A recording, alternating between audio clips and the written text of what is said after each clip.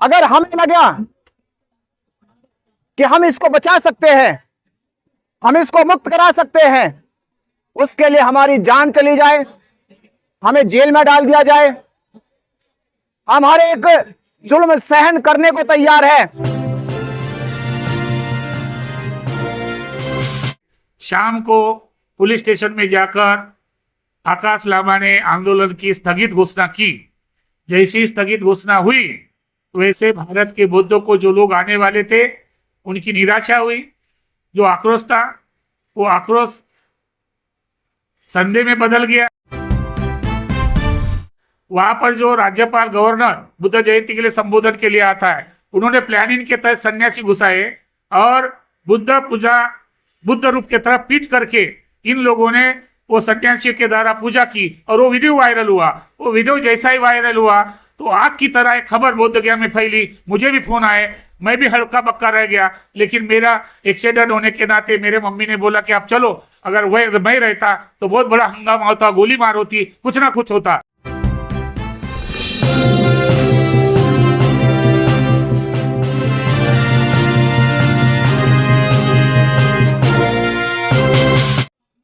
वो बुद्धत्व प्राप्त की पावन धरती आज ब्राह्मणों के कब्जे में है, आज हिंदुओं के कब्जे में है। पूरी दुनिया में बौद्ध है और बौद्धों के पास बौद्धों का महाविहार नहीं है। अगर हमें लगा कि हम इसको बचा सकते हैं, हम इसको मुक्त करा सकते हैं, उसके लिए हमारी जान चली जाए, हमें जेल में डाल दिया जाए, हम हर एक जुल्म सहन करने को तैयार है, पर महाबोधि महाविहार मुक्त होना चाहिए। बीटी एक्ट 1949 रद्द करने के लिए देश भर से बड़े पैमाने पर बुद्धिस्ट जनता 13 मई 2025 को बिहार के बोधगया में आंदोलन करने के लिए इकट्ठा हुई थी। धरना आंदोलन स्थल से रात को बौद्ध भिक्षु विनयाचार्य को बिहार की पुलिस प्रशासन द्वारा कथित रूप से गिरफ्तार कर लिया गया। ऐसा करके आंदोलन को कुचलने की नाकामयाब कोशिश की गई, जो कि पूर्णतया गलत है। ऐसा आरोप बुद्धिस्ट इंटरनेशनल नेटवर्क के कार्यकारी राष्ट्रीय अध्यक्ष भंते हर्ष बोधी ने किया है, जिसकी वजह से देश भर के तमाम बौद्ध जनता में इस घटना को लेकर आक्रोश है। विनयाचार्य जी को रिहा करने के लिए बड़े पैमाने पर आंदोलन भी किए जा रहे, परंतु अभी तक उनकी जेल से रिहाई नहीं की गई। बुद्धिस्ट इंटरनेशनल नेटवर्क ने इस घटना का तीव्र निषेध किया है तथा बौद्ध भिक्षु विनयाचार्य की तुरंत जेल से रिहाई की जाए, बीटीएमसी एक्ट 1949 को रद्द किया जाए, ऐसी मांग की है तथा ऐसा नहीं होने पर उनकी रिहाई के लिए देश भर में आंदोलन की तीव्रता बढ़ाई जाएगी, ऐसी चेतावनी भंते हर्ष बोधी ने दी है।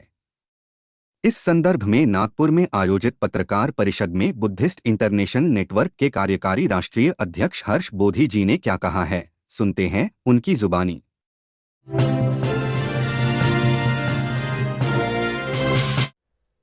आज की पत्रकार परिषद बुलाने का उद्देश्य एकमात्र इतना ही है, और आप लोगों को पता भी है कि वर्तमान में बोधगया महाबोधि महाविहार अर्थात बोधगया महाबोधि महाविहार मंदिर एक्ट 1949 को निरस्त करने के संदर्भ में लगभग 2-3 माह से आंदोलन बोधगया में चल रहा है। 1949 के एक्ट को रद्द करने के लिए 92 में आंदोलन की शुरुआत हुई। ये आंदोलन 5 लोगों से तो 5 लाख लोगों तक हुआ। उस वक्त सोशल मीडिया नहीं था, फिर भी हमने पूरे भारत में गाड़ी के माध्यम से, पम्पलेट के माध्यम से प्रचार प्रसार करके बोधगया के पावन धरती पर 5-5 लाख लोगों को इकट्ठा देखा। पटना में आंदोलन देखा, दिल्ली में आंदोलन देखा, लेकिन लालू सरकार ने इस 4 आंदोलनकारियों को बीटीएमसी में मेंबर बनाया, जिसमें भंते प्रज्ञाशील थे, भंते आनंद जी थे, भंते ससाई जी थे और भंते ज्ञानेश्वर जी थे। उस वक्त मैं उस आंदोलन का ज्यादा प्रभावी कोई पद अधिकारी नहीं था, लेकिन फिर भी मेरे सुझाव के कारण मैंने इन लोगों से अगवा किया था कि आप मेंबरशिप स्वीकार मत कीजिए। हमारी लड़ाई 1949 के एक्ट को रद्द करने की है। अगर उसमें हम लोग बैठ जाए तो आंदोलन खत्म हो जाएगा। तो 6 साल के लिए प्रज्ञाशील को सचिव बनाया और माइनॉरिटी का भंते जी को, ससाई जी को मेंबर बनाया। ऑटोमेटिक ये आंदोलन समाप्त हुआ।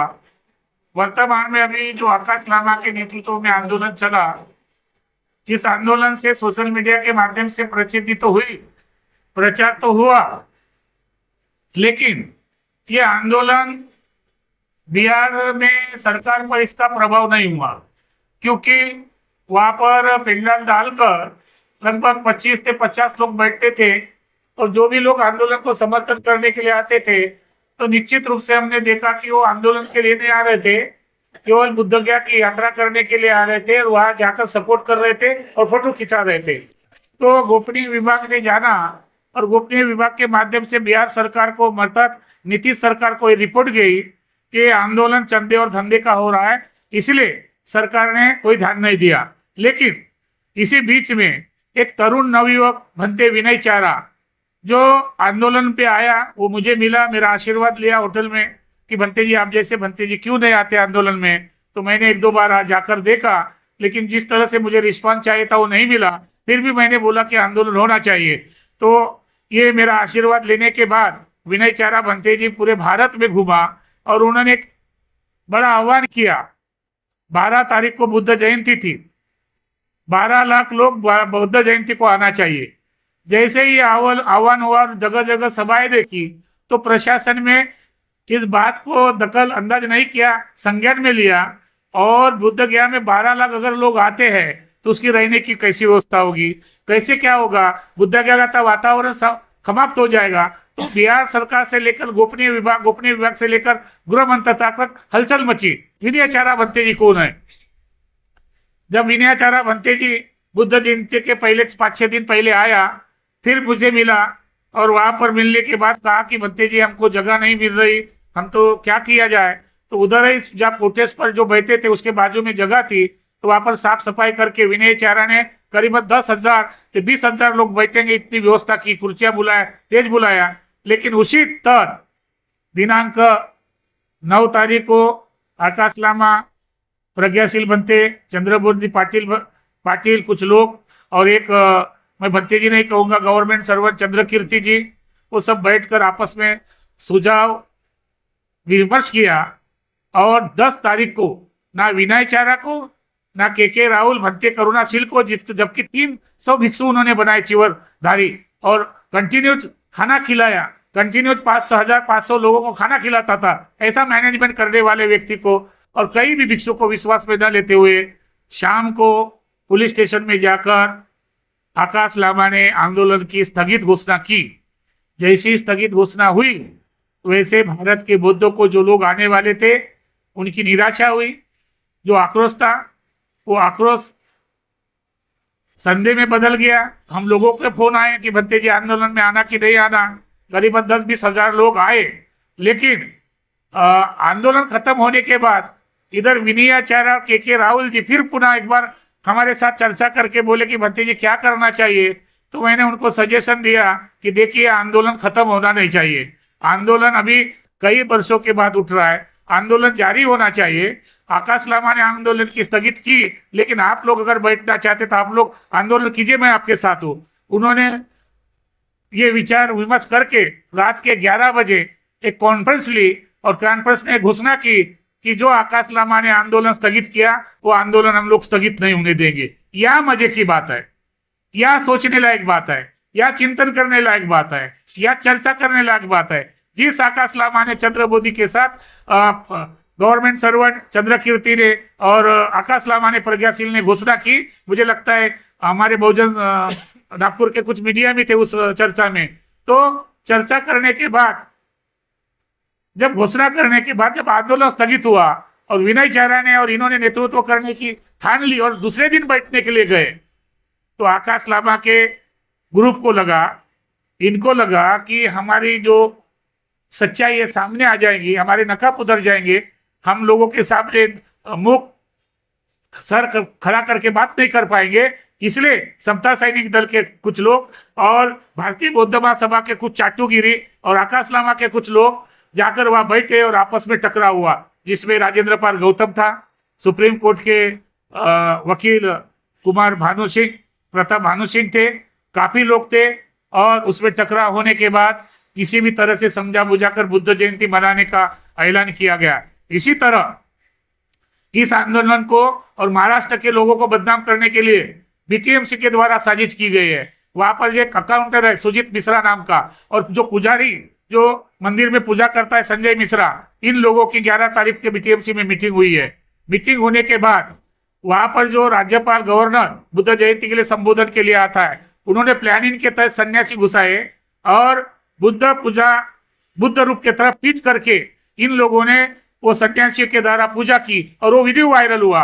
वो वीडियो जैसा ही वायरल हुआ तो आग की तरह एक खबर बोध गया में फैली। मुझे भी फोन आए, मैं भी हल्का बक्का रह गया, लेकिन मेरा एक्सीडेंट होने के नाते मेरे मम्मी ने बोला कि आप चलो, अगर वह मैं रहता तो बहुत बड़ा हंगामा होता, गोली मार होती, कुछ ना कुछ होता। फिर भी महाराष्ट्र की महिला का धन्यवाद देता हूँ। महाराष्ट्र की महिला ने संघर्ष किया, विरोध किया, और विरोध होने के बाद काफी लोग आए और उसके लिए विनय चारा को बुलाया गया, और विनय चारा समझाने के लिए आए। इसके पूर्व जो आंदोलनकारी प्रज्ञाशील थे, आकाश लामा थे, हमारी महिला वहां पर गई कि हमारे साथ ऐसा ऐसा बर्ताव हो रहा है, आप क्यों नहीं जा रहे? तो आकाश लामा के शब्द थे कि मार से ना है, मेरा बीपी बढ़ रहा है, मेरा शुगर बढ़ाने के लिए आए, मैं कुछ नहीं आऊंगा। लेकिन आकाश लामा के कहने से कुछ नहीं हुआ। विनय चारा आया, और विनय चारा को वहां पर कुछ लोग गुंडे सुजीत मिश्रा और बीटीएमसी के द्वारा ये हल्ला करना और महाराष्ट्र के लोगों को नाम करने का और अंदर करने का